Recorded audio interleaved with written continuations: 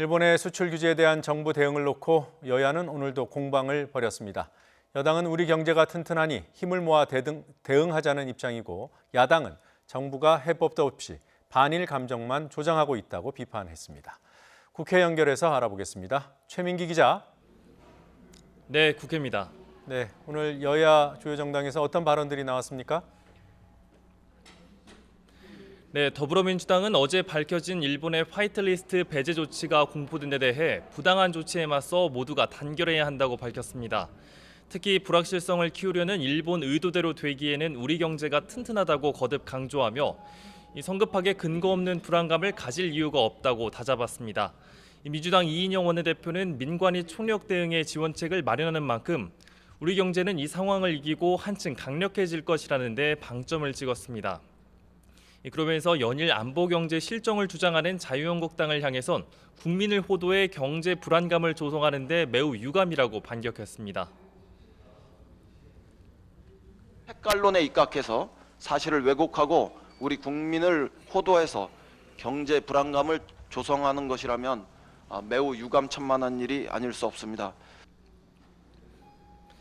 이에 대해 한국당은 포퓰리즘에 빠진 정권에 대한민국이 무너진다며 이전보다 공세 수위를 한층 높였습니다. 황교안 대표는 정부의 선심성 포퓰리즘 정책이 경제를 나락으로 떨어뜨리고 한일 갈등으로 경기는 더 나빠지는데 정부는 세금 중독에서 벗어나지 못하고 있다고 질타했습니다. 또 최근 도쿄올림픽 보이콧과 일본 여행 금지 발언을 겨냥해 집권 여당이 총선용 반일 감정 확산에 목을 메고 한일 관계를 파국으로 몰아간다고 지적하기도 했습니다. 또 여기에 외교 역사상 이렇게 4강 외교가 모두 무너져버린 사례는 한 차례도 없었던 것으로 안다며 한미동맹과 한미일 공조 복원을 위해 무능한 외교안보 라인부터 전면 교체해야 한다고 촉구했습니다.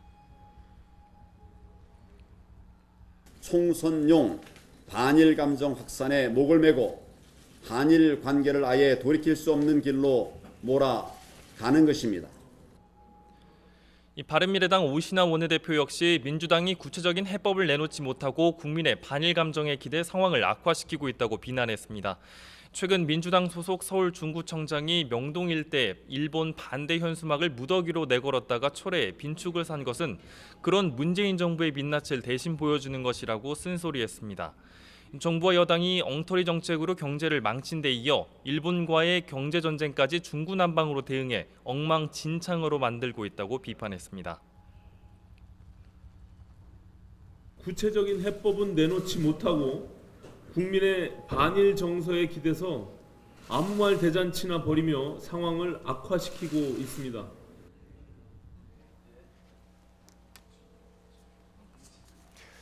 네, 민주평화당이 결국 분당 수순에 접어들었습니다. 비당권파가 탈당을 선언한 겁니까?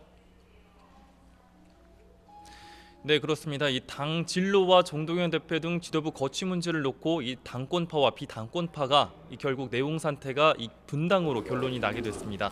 이 정 대표의 사퇴를 촉구하는 비당권파 모임인 대한정치연대 소속 평화당 유성엽 원내대표는 오늘 오전 10시에 이 같은 내용의 기자회견을 했습니다.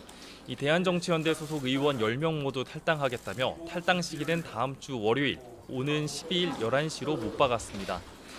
유 원내대표는 당을 떠나는 마음이 편치 않지만 제3지대 창당이라는 이보 전진을 위해 일보 후퇴하는 마음으로 탈당에 임한다고 소회를 밝혔습니다.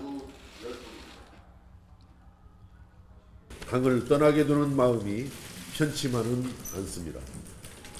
그러나 제3지대 신당 창당이라는 이보 전진을 위한 일보 후퇴라고 애써서 생각을 해봅니다. 이에 대해 당권파인 박주현 수석 대변인은 당권을 내려놓으라는 주장을 계속하면서 탈당을 시사한 건 어떤 핑계를 대더라도 명분이 없다고 비판했습니다. 그러면서 평화당은 공개 모집을 통해 유능하고 개혁적인 뉴 DJ를 발굴 영입하고 조기 공천을 통해 총선 승리를 최대한 지원하겠다며 탈당파와의 선긋기에 나섰습니다. 이로써 옛 국민의당과 바른정당 합당의 반발에 갈라져 나왔던 평화당은 이 창당 1년 반 만에 다시 또 분당의 아픔을 겪게 됐습니다. 이를 계기로 야권발 정계 개편에 불이 붙는 것 아니냐는 관측 속에 정치권이 이번 사태의 파장을 예의주시하고 있습니다.